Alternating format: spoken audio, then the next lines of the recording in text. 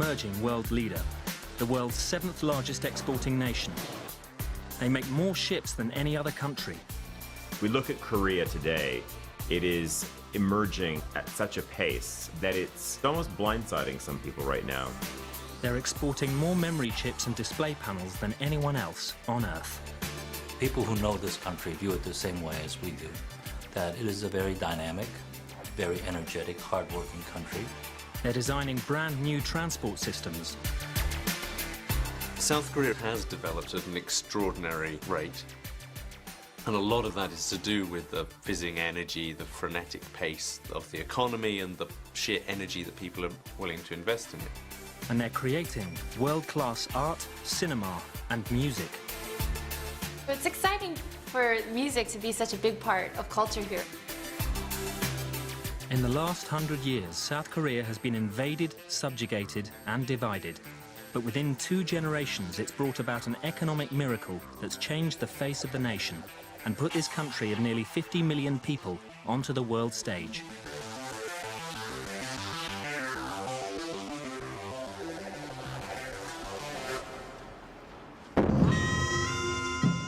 In the 7th century, 3 kingdoms came together to form Korea.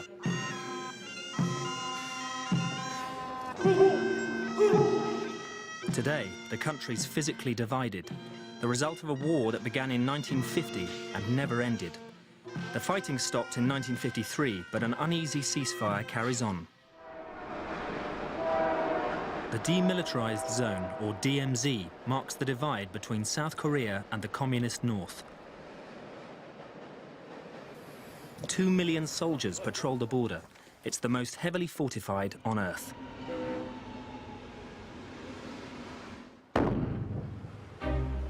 Sitting at the end of a peninsula, South Korea is the size of Kentucky, with Japan to its east and China above North Korea. In less than 6 decades, South Korea has risen like a phoenix from the ashes to become an economic powerhouse with ambitions to match.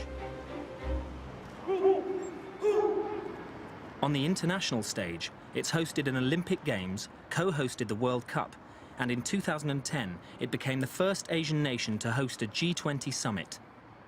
President Lee Myung-bak welcomed the world's leaders to discuss economic and social issues. 구체적인 성과를 도출하기 위해서 노력할 것입니다. In the United States, where we're on track to cut our deficit. It put his country at the top table of international politics and highlighted the differences between the 2 Koreas. Koreans by nature are optimistic people. We couldn't have survived the war and the poverty had we not been optimists.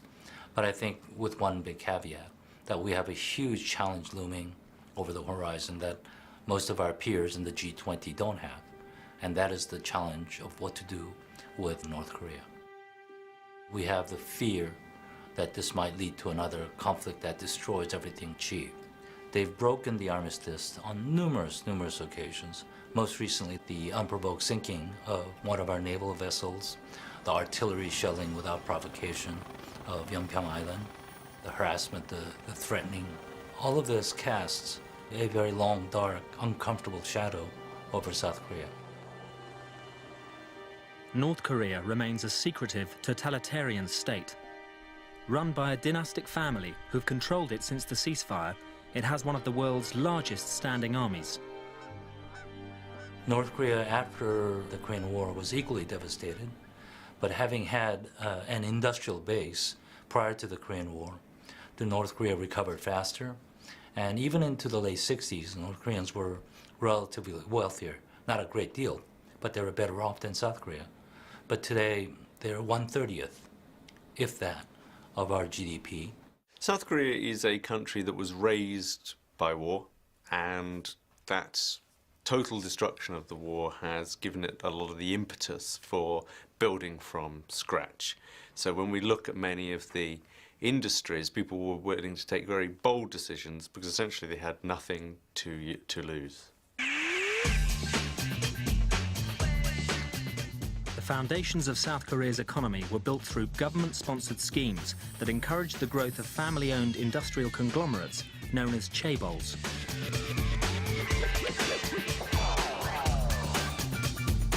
Two of the most globally significant chaebols that have dominated the country's economy are Lucky Gold Star, or LG as it is today, and Samsung. Samsung started out in 1938 as Samsung General Store, which was a trading company which sold dried fish and other foodstuffs. Our history starts from 1947. We started out as a small manufacturer of cosmetic facial creams for women. And then we ventured into other industries such as plastic materials, healthcare products, household goods, electronics. After the devastation of the Korean War in the 1950s, Samsung began to move into new business areas to help rebuild the Korean economy. Some of those included, for example, textiles and sugar refineries. Now, by the late 1960s, Samsung began to move into the electronics industry.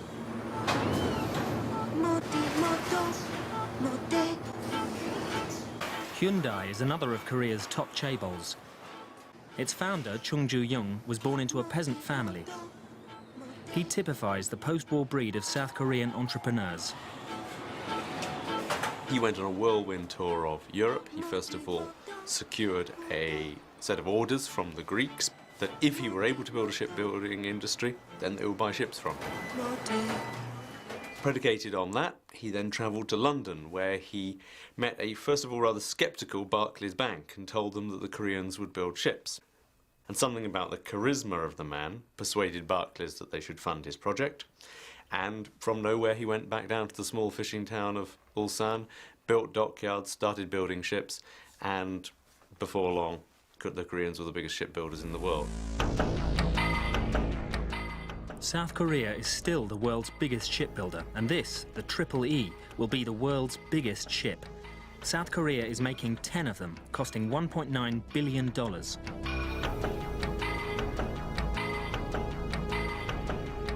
As long as the Empire State Building is tall and as wide as an 8-lane highway, each ship can carry 18,000 containers, enough to transport 18 million flat-screen TVs.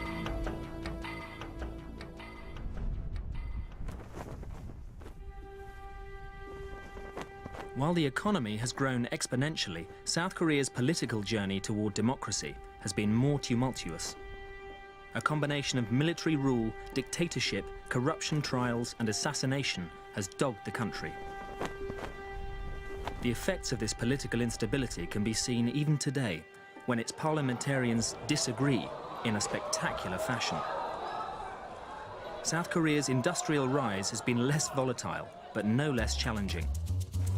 Heavy industry and labor-intensive industry like textiles were the nation's mainstay in the 1970s. But its neighbor Japan had an unbeatable reputation for cars, electronics, and desirable gadgets. South Korea wanted what they had. In the early days, it's got to be admitted that Korea had a rather shady past in its relationship with Japan, that over the weekends, Japanese technicians would make a bit of extra money by coming over and selling secrets to the Koreans. Korea became a master of the copycat technology, but that doesn't mean that it isn't innovative. It becomes very powerful at using its control of management, of costs, of production systems, to be a very powerful, what it calls fast follower. The speed of South Korea's catch-up in the 1980s was meteoric. It became one of the tiger economies of Asia and a magnet for money. Investment in the economy was huge, both from abroad and at home. But by the late 1990s, the relationship between the banks, the chaebols, and the government created an investment bubble. In 1997, that bubble burst, and South Korea was bankrupt. The Asian financial crisis of the late 90s was very tough on Korea. About 20% of the large conglomerates failed. Many of the others were in tough financial condition. South Korea needed a $58 billion bailout. The International Monetary Fund stepped in, but wanted to change the cronyism that had helped create the crisis. South Korea had survived occupation and war to become one of the world's leading trading nations. Could they do it all over again?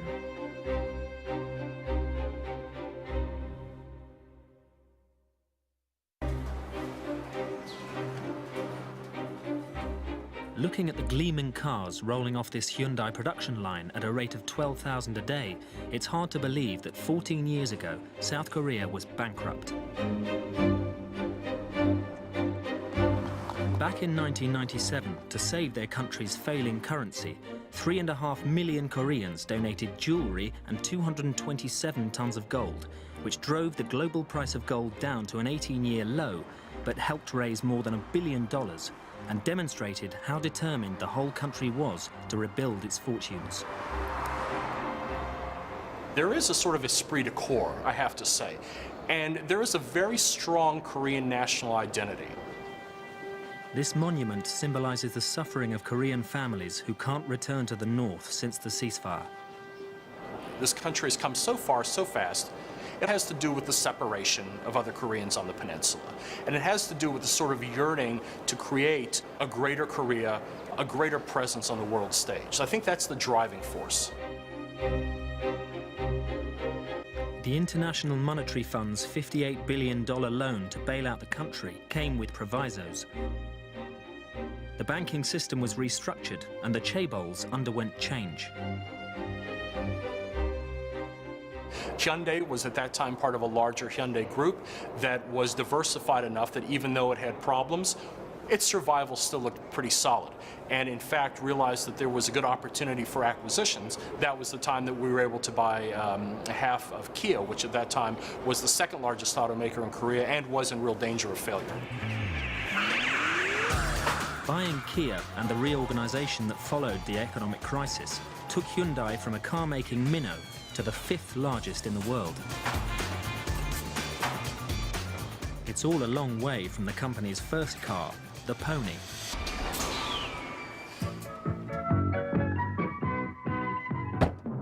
There was kind of a kit of parts. It was almost a United Nations of vehicles. The manufacturing and the engineering know-how came from the UK, the design came from Italy, the engine came from Japan.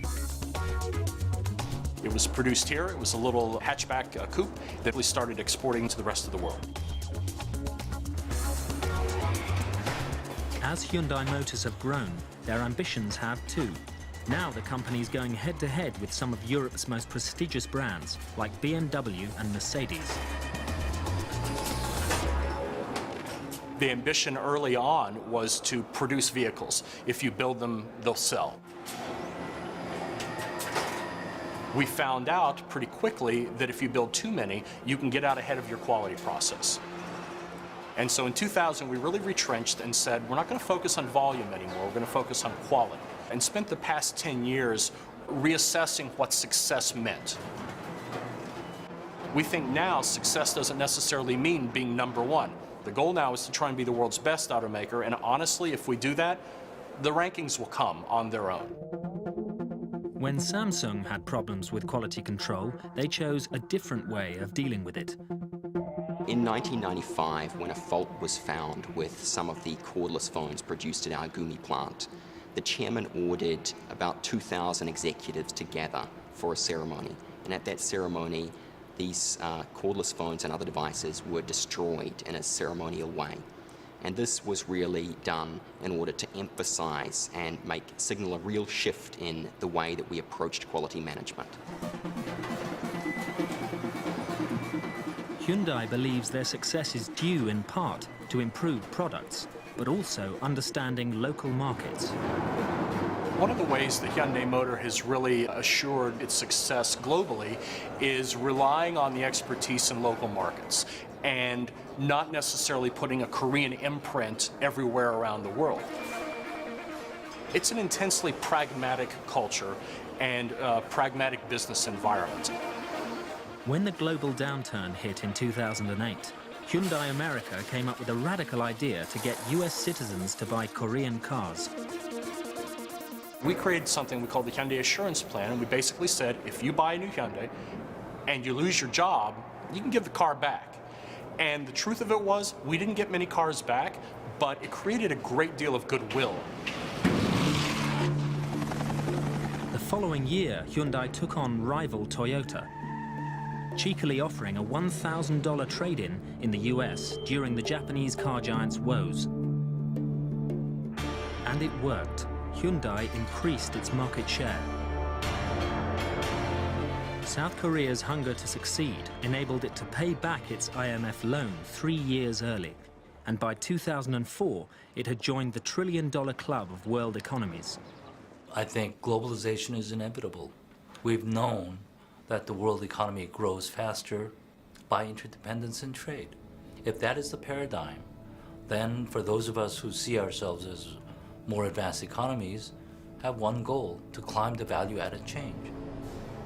South Korea now has 10 companies in the global Fortune 500, has recently ratified a free trade agreement with the EU, and is close to doing a deal with the US. Samsung's home market of Korea is relatively small, which means that our growth is really outside of the country. So today, more than 90% of Samsung's revenue is generated in exports outside of Korea. One of the impressive things about South Korean industry is its ability to forge new markets very quickly, particularly being bold and going into areas where other investors, and particularly their rivals, sometimes are a bit fearful to go. And if you take a company like Samsung Electronics, it's the second biggest individual exporter from China. So they've certainly moved into these regional markets. As soon as they can see an opportunity, they'll move into it. In 2009, Samsung's profits were double Japan's 9 major consumer and industrial electronics companies combined. In 2010, Samsung posted record sales, putting them ahead of Hewlett-Packard and Siemens. China is one of our most important markets today. It makes up around 16% of our global revenue. Obviously, with the growing Chinese middle class, there's a lot more demand these days for premium electronics products, like our flat-screen TVs and smartphones. In 1990, there was only one flight a week between South Korea and China. By now, there are hundreds of flights each week. Now the push is more gravitating towards Vietnam and Indonesia. These are, again, tough markets. And the Korean background, coming from a nation raised by war, has created very bold leaders who like the idea of slightly tough, hard-to-work-in environments.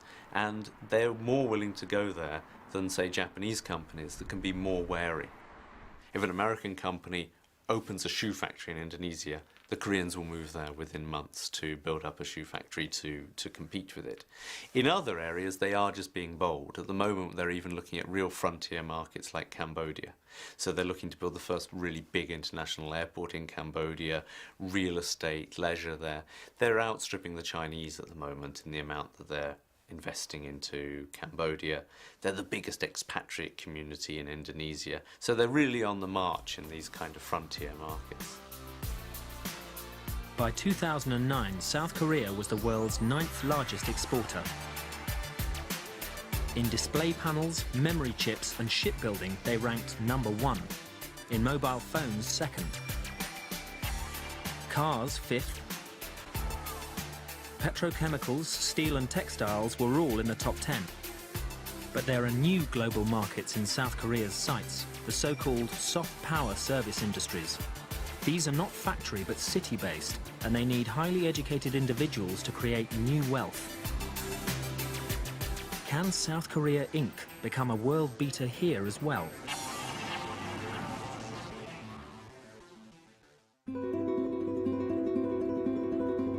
Just 60 kilometers from the border with North Korea, Seoul changed hands 4 times during the Korean War. Like South Korea's economy, it has been rebuilt and expanded, and is now one of Asia's international business hubs. Seoul's ambition is to compete with destination cities like New York or Paris. About half of South Korea's total population live in and around Seoul. That's 24.5 million people. But while the city's natural setting, the mountains and the Han River, are picturesque, Seoul itself is in need of a makeover. 그런 시절을 거치면서 사실은 When we were growing rapidly, it was difficult for Seoul to pay more attention to making the city beautiful. 굉장히 역부족인 그런 상태가 한동안 지속이 됐던 거죠. 그랬기 때문에 불과 몇 년 전. Therefore, Seoul was regarded as a grey concrete city until 5 years ago. 오명을 벗어나기가 쉽지가 않았습니다. Part of it comes down to just the scale of the place. It's sprawling, it's huge.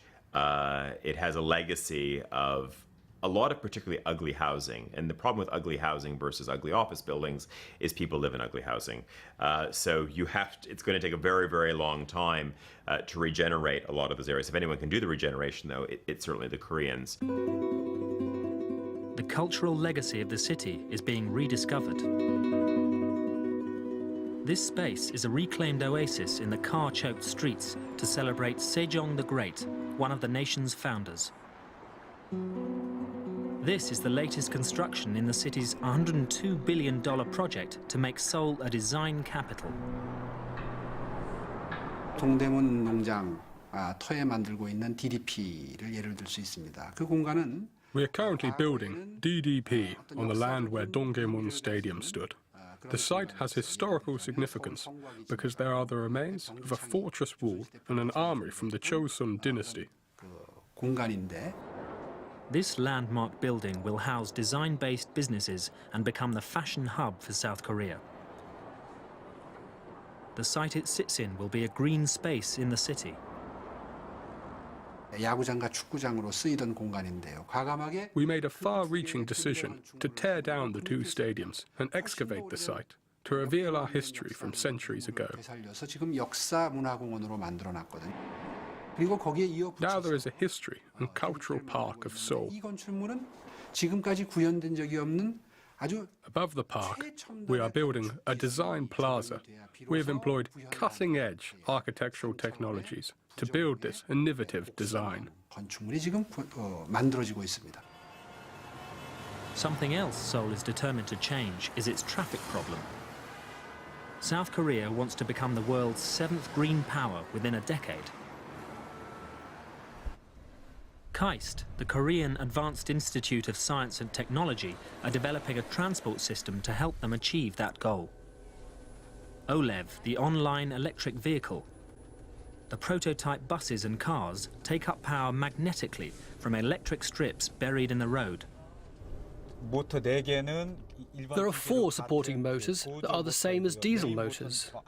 The main motors sit at the back of the engine compartment. This black box is the battery. The size and cost of this battery is only a fifth of other electric buses' batteries.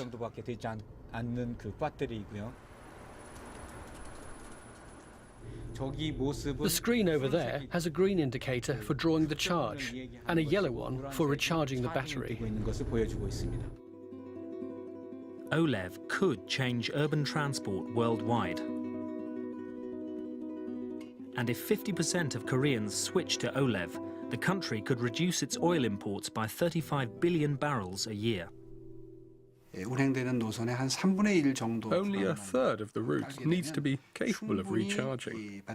This system is a dream come true. 운행될 수 있는 정말 꿈과 같은 그러한 시스템이죠. From a country that was a fast follower, this South Korean innovation is set to challenge the rest of the world within the next few years. 이러한 변화들이 아마 I think we will amaze the world with this innovative advance in transportation. 세계에 퍼져나갈 수도 있다고 저는 생각을 합니다. While South Korea's industry has been focused for 60 years on exports, the city's tourism boss is focused on importing visitors. It's a green city, and we've been attracting hordes of tourists. In 1980, we had 1 million visitors, or not quite. 10 years later, it became 3 million. And last year, 2010, we had almost 9 million. One of the great challenges for South Korea right now is that it is bottom of all league tables when it comes to Asian tourism. Tourists don't want to go to South Korea. They want to transfer through the airport. They want to use its airlines. They don't necessarily want to get off the plane. We've invested a lot of time, energy, and money. The result is Incheon International Airport, Seoul's International Airport, has been voted the world's #1 airport for 6 years in a row. South Korea is not yet in the ranks of Asia's top destinations, but it has plans to tempt the world's traveling consumers. We look at Korea today, it is emerging at such a pace that it's almost blindsiding some people right now, because all eyes are on China. Eyes have sort of been on Japan, but certainly we've seen this China focus. But if you talk to luxury goods companies, if you talk to retailers, if you talk to even small trouser manufacturers in Italy, just focusing on the consumer side, they say the most magical part of the world right now is South Korea. Look at the three main department store brands. These are not global household names yet, but you've got Shinsegae, you've got Lotte, you've got Hyundai. Three stores which rival pretty much anything in Tokyo. They beat the pants off of anything in Hong Kong. And you can pretty much write off North America, Australia, and Europe. In a very short span of time, our bathroom cupboards or women's cosmetics bags are going to be full of Korean brands that are already billion-dollar companies in their own right. They just haven't gone beyond the borders of that nation yet, but they're on their way. Millions of tourists do come, and thousands of people who work for multinational companies do stay. Seoul offers both luxury shopping and its own fast food. Bindaetuk could be Korea's contribution to the menu of international foods found across the globe, like hamburgers and pizza. There are 3 or 4 things that the Koreans do incredibly well, which are also quite easy to transfer into a fast food format. Here is something which is taking fresh ingredients and mixing them together, and you've got the wonderful taste and the ease of Korean pancakes. 우리나라에 Fast food culture was introduced by the West to Korea. So I think we can export Korean fast food, which has lots of vegetables and fermented ingredients, to the West. 서양으로 진출시켜야 한다고 생각합니다. 빈대떡은 특히 건강을 생각하는 I think bindaetuk is particularly good for health-conscious Westerners. It's because it's made of mung beans. It's a mixture of ground mung bean, pork, kimchi and vegetables. So it's low calorie but nicely nutty in flavour. 고소한 맛을 가지고 있습니다. Brand South Korea is becoming more of a reality, and Seoul is its shop window. It has myriad assets, from hot springs, of course, Korean cuisine. There's great shopping, there's amazing service. It has all of these things, but it hasn't been able to bundle together all of these raw assets into a strong, compelling national brand. 전 세계 많은 사람들이 아마 남편이 When people are asked to relocate for work to cities like New York or Stockholm, lots of people think this is good news. 도시였는데 마침 잘 됐다라는 생각을 하고 있을 텐데. So perhaps after 10 years, Seoul might become one of those cities where people want to live before they die. That's one of my hopes for Seoul. 그렇게 희망 섞인 전망을 합니다. While Seoul is making itself more beautiful, underneath, the city's heartbeat is digital. It's the most wired city anywhere and has world-beating creativity coursing through its veins.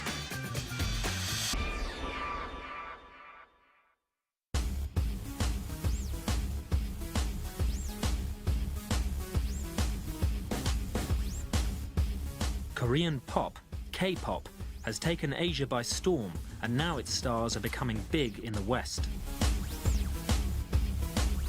The Hallyu, the Korean wave, is a cultural phenomenon, and in the global soft power stakes, it's been called the country's biggest weapon.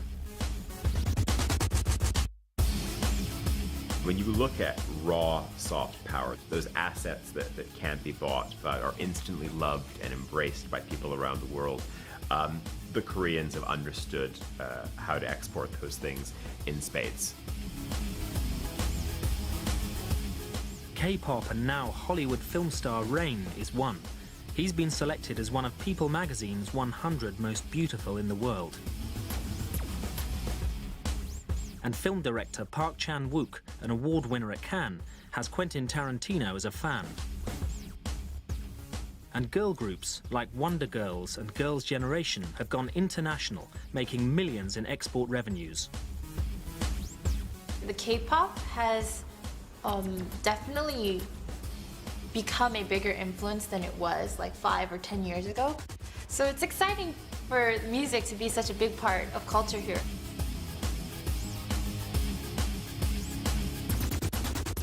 Thanks to the internet, you know, not just Asia, but all around the world. So it's been globalized, and I think a lot of the fans are around the world are enjoying the Korean music because it's easier to reach to, and it's entertaining. When you talk about exports, what gets out there quickly, what gets out there quickly in a wired world? Well, then we're talking about film, and we're talking about music, and we're talking about television. As well as K-pop, Korean soap operas, miniseries and films have won a huge following in Asia and across the world. Lee Byung-hun, star of Hollywood's G.I. Joe, has joined the ranks of other famous Koreans like Daniel Dae-kim and Kim Yoon-jin from US TV's Lost. And Koreans are making an impact in sport as well, like Olympic skater Kim Yoo-na, golfers KJ Choi and Pak Se-ri, and footballer Park Ji-sung, who plays for the world-famous Manchester United. I think the great appeal of South Korean culture from a pop culture point of view is, it sounds odd, but it's neutrality. I mean, the Koreans have become the acceptable, loved face of Asia. So if you are in Malaysia, you happen to love these Korean pop groups. You know, if you're in Japan, you love those dramas. And if you're in Thailand, you like those actors and actresses. It's not only mass culture that has surfed the Korean wave. Korean art has gone mainstream in capital cities across the globe. The renowned Saatchi Gallery will show only Korean art when the 2012 Olympics is in London. Historically, South Korea is more worldly because its people are part of the cultural exchange.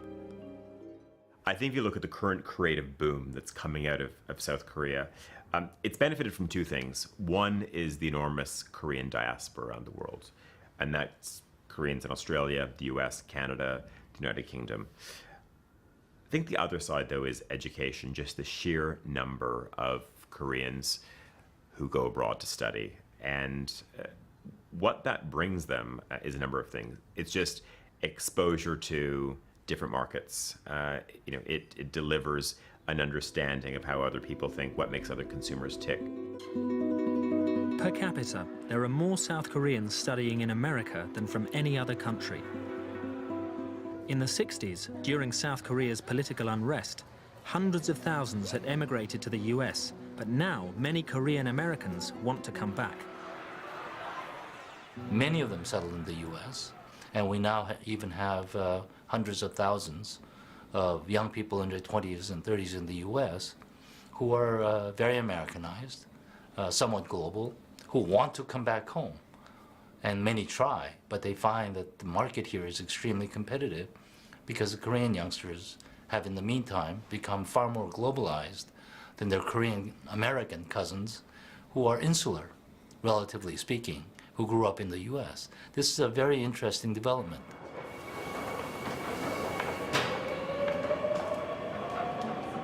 Another reason South Korea is so globally in tune is that the country is a trailblazer for high-speed internet. 81% of the population are wired to broadband. Seoul calls itself the most wired city on Earth, and even in the subway there is connectivity.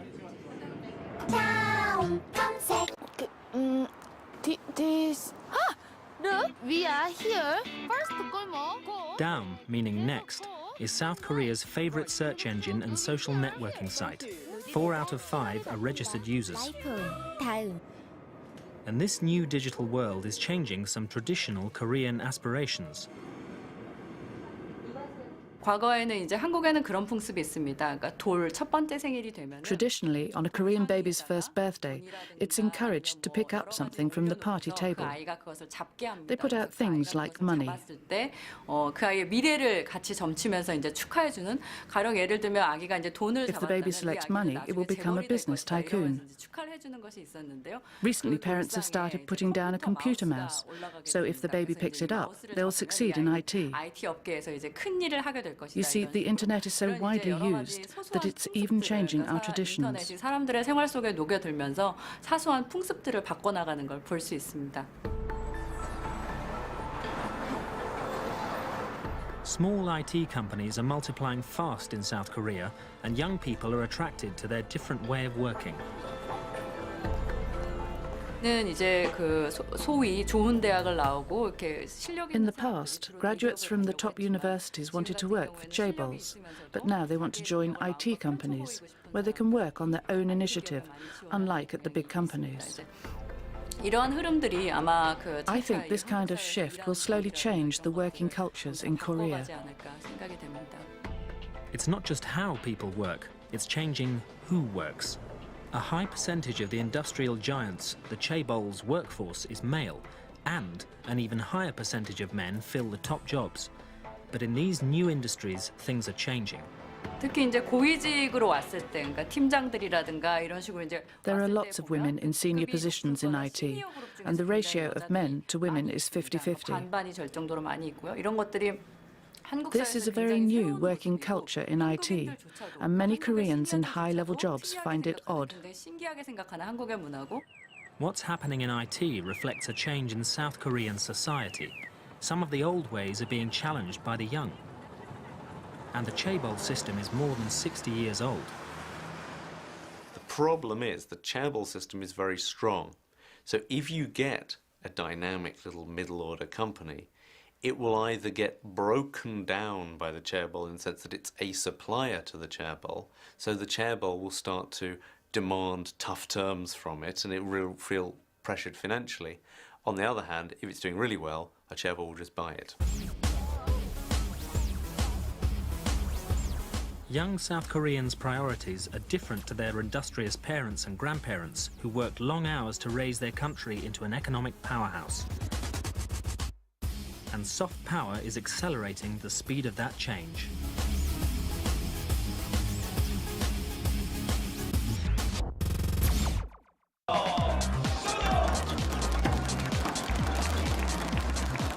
These Koreans are world leaders in online gaming.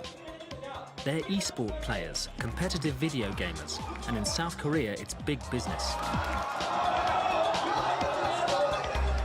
A byproduct of the broadband boom, some 17 million Koreans are gamers, and hundreds of thousands watch their heroes in action. E-athletes pitch their skill at obliterating opponents, whether they're in the same room or across the globe. Matches are broadcast onto dedicated TV channels, and the top players' fan clubs are bigger even than many K-pop stars.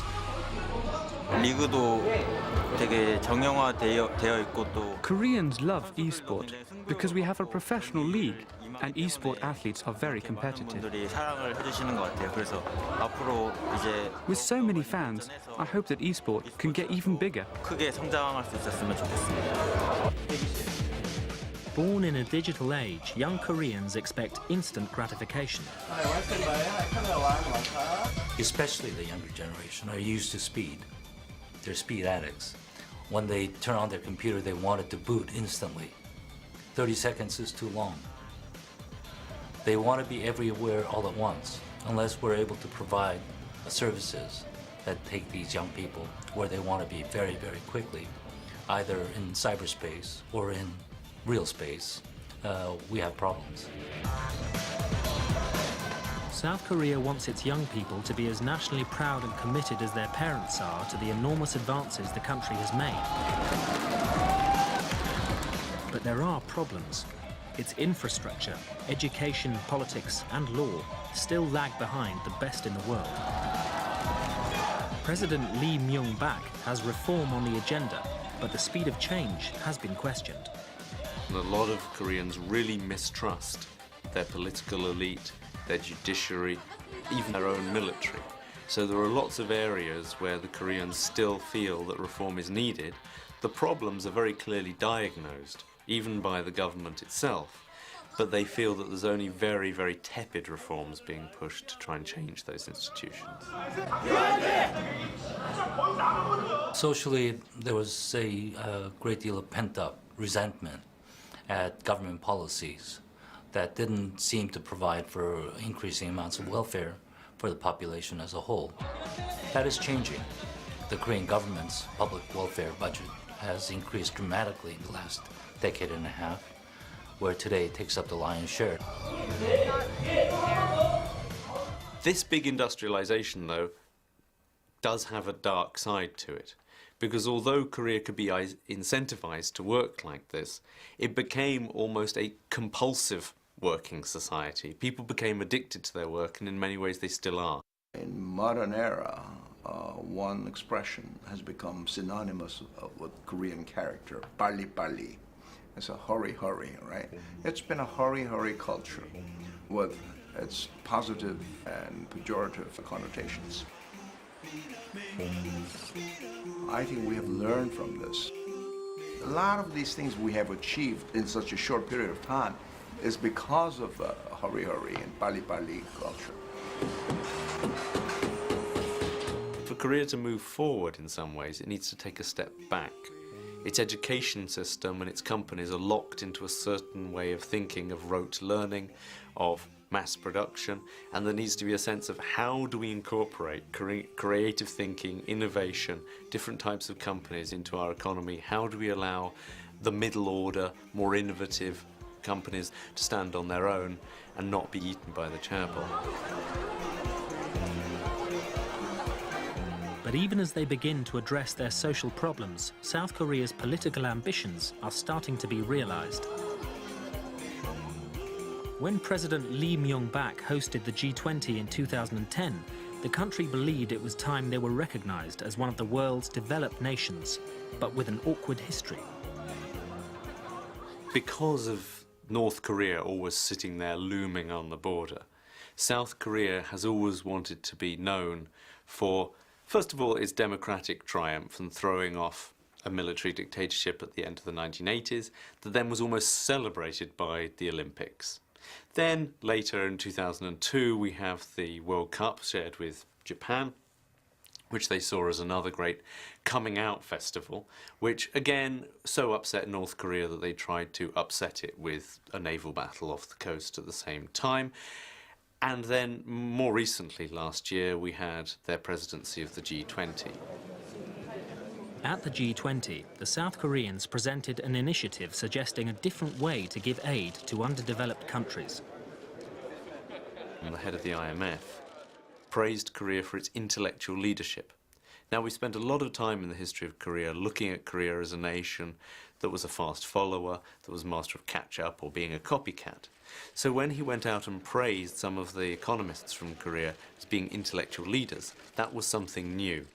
I think over the next decade, we're certainly going to see more and more spheres of life where the Koreans are giving leadership, ideas and creative thinking, fields where we haven't even seen them before.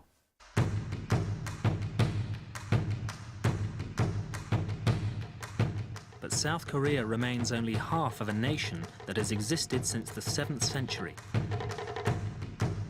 Could it be in this century that it unifies with the North?